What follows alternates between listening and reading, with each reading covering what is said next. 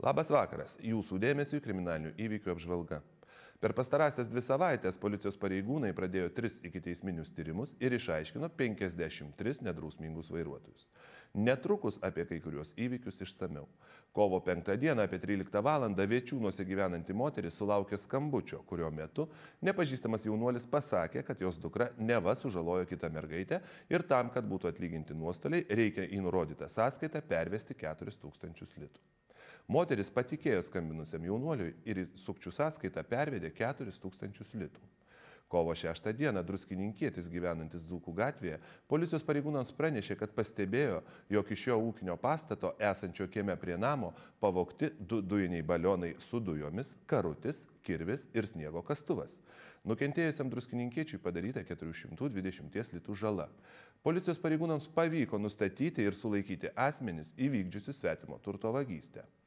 Kovo 9 dieną policijos pareigūnai pradėjo ikiteisminį tyrimą dėl to, kad nenustatytas asmuo internetinės svetainės www.druskininkietis.lt vieno straipsnio komentaruose apie vieną druskininkietį patalpino tikrovės netitinkančią informaciją, o pastarasis dėl to jaučiasi įžeistas.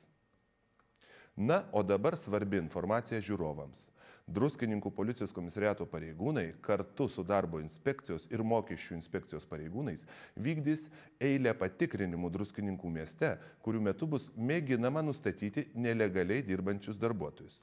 Nelegalus darbas – tai darbas prieštaraujantis tam tikriems mokesčių ir darbo įstatymams.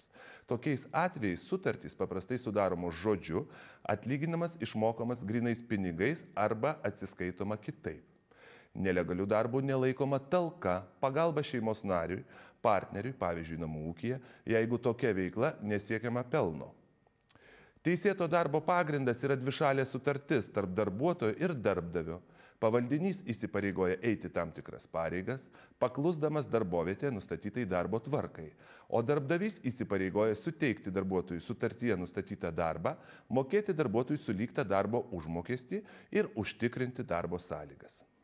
Jei nors vieno iš šių požymių nebus laikomasi, darbdavys bus baudžiamas įstatymų numatyta tvarka ir jam gali būti paskirta piniginė bauda nuo 3000 iki 10 000 litų. Asmenims, kurie vykdo veiklą neįsigiję verslo liudijimo arba neįregistravę individualios veiklos, irgi taikoma administracinė atsakomybė ir skiriama bauda nuo 500 iki 1000 litų. Tai viskas apie įvykius šį kartą, likite sveiki ir saugus, pasimatysime po savaitės.